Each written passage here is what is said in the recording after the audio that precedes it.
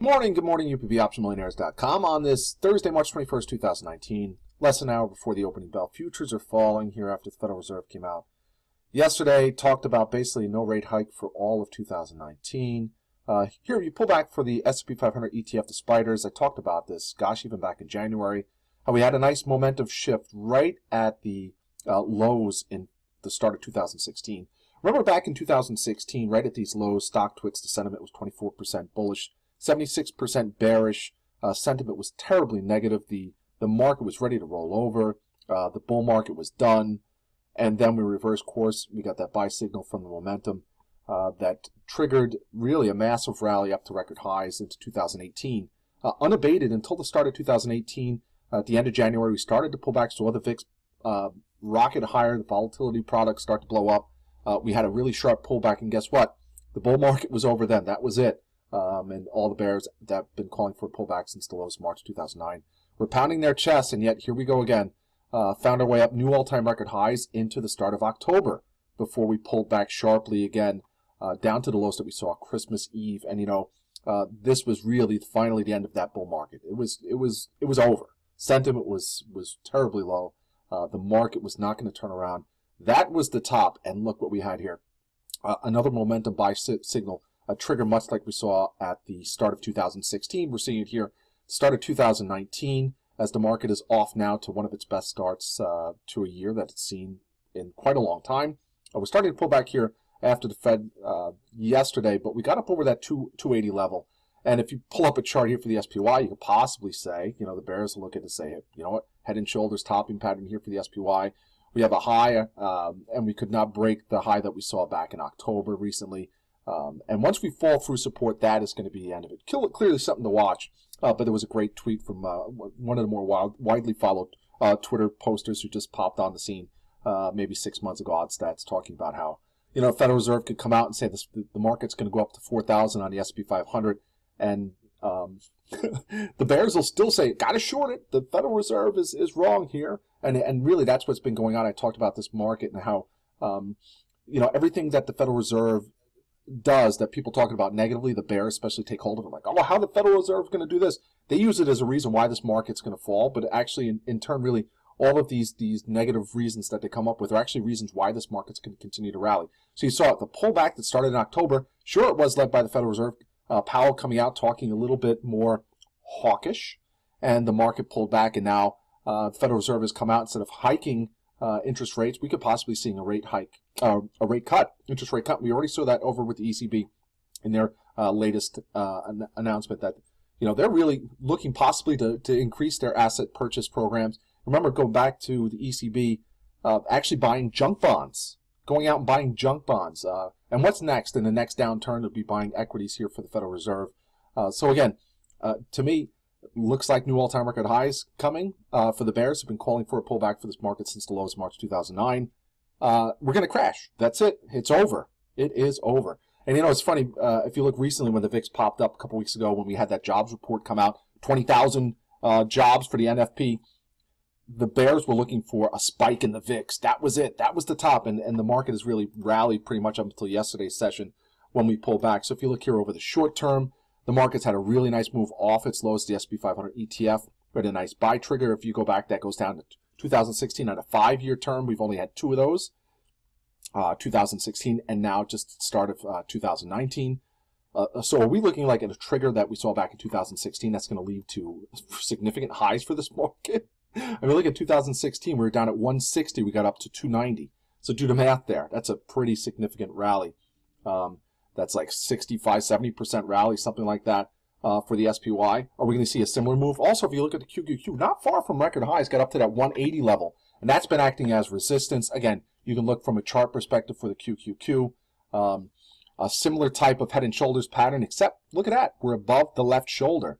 So that would be construed possibly as a bullish formation. Now, IWM, that's what's been leading the market. Back in the election lows that we saw for the small caps, and that was after the move up we had in 2016. That was at the February lows.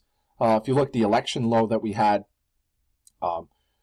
we're back in that channel. Let me see if I pull up a drawing. There we go. Okay, so if you pull up see the channel here, there's the election move. We got in this channel. We broke out of it, came down. We're back in that channel again. You could look at possibly over a short-term time frame here, inverted head and shoulders pattern that we have with the support being that 150 level or 153.26. Pre-market probably lower than that. But I think IWM small caps are going to lead us higher, and we're going to get that move up to 170 and possibly new record highs on IWM in short to medium term. So that's going to be a pretty violent move when it happens. Possibly like we saw back here in the summer of 2017. We're pulling back down to support. We're down near support. Once we get there, it's going to be a pretty violent move to the upside. So you look at a stock like Apple. 3 analysts came out today. Three analysts up either initiating buy rating, upgrading the stock, moving the price target higher. So we got a lot of room to go to the upside here, and I think it's going to be led, of course, by the share buybacks. I mean, if you took Apple's share buyback program just in the span of 3 or 4 months, could solve world hunger. And I know the politicians screaming about the share buybacks, but hey, you know what?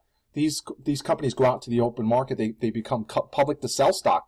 And now you tell them that they can't buy back their stock. If you look here for Apple, I mean, if you look momentum, we've got a bullish momentum going on here. We're above support, and we're just starting to turn here on the moving averages. See a move back up with the short to medium term. Over 200 in some calls. Got the 192.50s. They dipped down a little early on them for this week, but I'm looking out to next week, possibly getting over to 200 level for Apple, so may add to those calls today.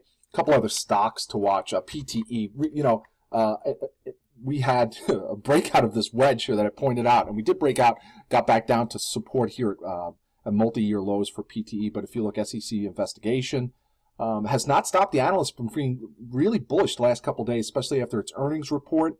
Analysts setting price targets 26 from Evercore last night with an upside target over 100. You've got Oppenheimer. There's just a bunch of analysts upgrading the stock. Just had to check real quick. We have Cantor Fitzgerald, Piper. Just a lot of analysts continually bullish on the stock, and yet it's down near multi-year lows. Why? The SEC investigation. And just a quick thing on it, real quick. PT, the company became publicly traded via a reverse merger with Majesco, which was a gaming company that probably made some of the games you played when you were a kid on the Nintendo. So reverse merger, and the people behind the reverse merger, unscrupulous, have done quite a few of those microcap companies, got in trouble with the SEC.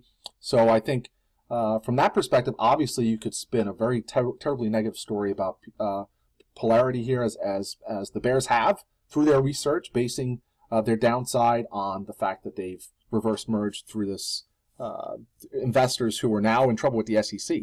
I just look at the stock. I mean, something like 70% of the float is in the hands of short sellers.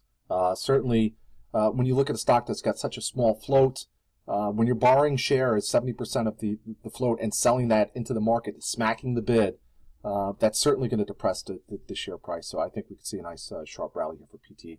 We'll look for some calls. Some other stocks to watch over the short to medium term. I still like Dropbox.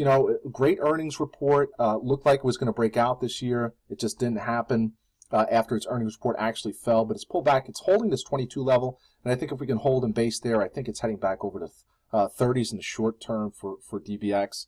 Stock like Goldman Sachs. I mean, it looked so promising earlier this week. Broke over that 200 level. And you can see this wick here to the upside. We broke out of this wedge to the upside. Now have come back down to support at about the 194, 193.50 range. So if we can hold that level, still looks kind of bullish for Goldman Sachs, but it's running out of time, and that kind of scares me when the stock tries to break out and just can't muster the upside. So if we break down, certainly opens the door for it. Wow. The one thing I would say, I mean, if we start to see financials roll over, you could definitely say that this market's going to have a tough time making new all-time record highs. But if you look at some of the stocks that have been leading the market, like an Amazon was over 800 pre-market this morning, is breaking out to the upside. Look at Amazon. Beautiful move to the upside, breaking out of resistance that's gone back really to the start of the swoon in October. And a name like Google, which has broken over 1,200 for the first time, really beautiful move. And I talked about this 1,200 level is acting as resistance. This wedge we played to the upside late in the week, a couple weeks ago via calls. And if you look again, this 1,200 move came out with a gaming system, was announced 2 days ago. Of course, it's old news. If you look going back even over a month ago, I think in February, the rumors started running around about their gaming system, also being fueled by, being run by AMD, which has been soaring as well. But if you see Google's breaking out, so some of the FANG that was leading the market even in its earlier days starting to lead in again. And so we could see possibly, the market kind of get on its back and ride it to the upside. So we have Google, we have Apple looking good for upside. How about Facebook's a lot of negativity around that stock as well. And you could look from a long term. I have my other chart up somewhere where we've hit support line, and I just don't have it on this one. I'm sorry about that. But Facebook, really strong move since, Barron's said to unlike it when it was $20 stock. And you see the move up, possible bear flag here, bull flag, off the lows that we saw earlier this year, Facebook. And then look at Netflix was up, almost 6% yesterday. And you can see the move it's having to the upside, looks poised for a break over 400 for Netflix continuing to the upside. So, you look at some of these growth names moving, new all-time record highs for names like Chipotle Mexican Grill, multi-year high for that stock. You have AutoZone coming out after the bell yesterday announcing a new $1 billion share buyback program. I mean, auto parts, right? If you look back to the lows in 2009, it's a $150 stock. It's now almost $1,000 for AutoZone. So if you want to look at this market as being ready to roll over, some of the names are telling you, I mean, look at a Wayfair that the bears have been all over for, since the 20s, saying it was going to 0. And then when it went to 50, they said it's going to 10. And then when it went to 75, it's going to 20. New all-time record highs for Wayfair. How about Shopify? Same thing, although it's been pulling back, broke over 200 for the first time. And the bears, when it was 35, said it's going to 20. And when it's 50, it's going to 30, and it just keeps going to the upside. So I don't know. These are signs the market still wants to go higher. And if you look, the Federal Reserve's not going to hike interest rates for a year. Guess what? Market's forward-looking at least 6 months. I think we definitely see more upside. Names like Tesla, I posted the open interest on Twitter if you want to check it out. A name like Tesla, which has been strong on a monthly basis. So look at these monthly candles we have. This is a 10-year scale. We have the downside, and then we have a huge move to the upside. We have downside, huge move to the upside. So we're getting the downside here. We're nearing the end of March. I think April's going to be a big up month for Tesla. And I'm looking for support just under the 250 level. We have busted higher. Look at we buy signal. So once we get that buy signal for Tesla, not to say it's not going to bounce here. It's down pre-market about to 270, but I definitely will keep my eyes on it. Come down here, get the buy signal. It's going to be a really strong move to the upside for Tesla. All right, I'm running out of time here. It's about 40 minutes before the opening bell, and it's March 21st, 2019. So Thursday. I'll see you guys all in the chat room. Hope everyone has a great trading session. We'll look for some of the names like Apple, Amazon, Google to continue to the upside, possibly pull the market out of the doldrums. Let's pull up futures real quick, S&P 500 futures. And I'm going to pull up the SPX because I forgot to do that. And I can show you the support and resistance levels there. But S&P 500 futures actually just hit a low a couple minutes ago. We're down a little almost 0.4% after the Federal Reserve came out yesterday. We had the initial move to the upside, retraced all those gains overnight. A little bit of a push, but now down below the lows that we haven't actually seen for almost, 8 trading sessions. Go back in a 10-day time frame. Actually, go back to last Thursday. That's the lows that we saw last Thursday. We're nearing those. And then look for the SPX. I'll just pull it up. The S&P 500 on a 180-day time frame. You can see exactly where the resistance support is. See this trend line going across? We couldn't break it.